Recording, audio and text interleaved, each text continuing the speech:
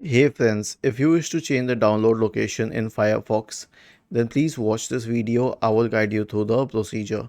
So it's very easy. Open Firefox. The default download location is the downloads folder of your computer, but click on the hamburger symbol here, then select settings, and now you can type the word download in the search bar here and hit enter. Now scroll down to the download section, this section. It says save files to. Now the default folder is downloads, but you can change it to something else. Let's say you want it in the pictures folder. You can change it to the pictures folder and select this. And now there's an option always ask where you save files. You can check it or leave it unchecked. So it depends on you. Was this helpful? If yes, then please subscribe to the channel, and if not, then let us know in the comment section of the video on how we could help you further. Thank you for watching this video and have a nice day.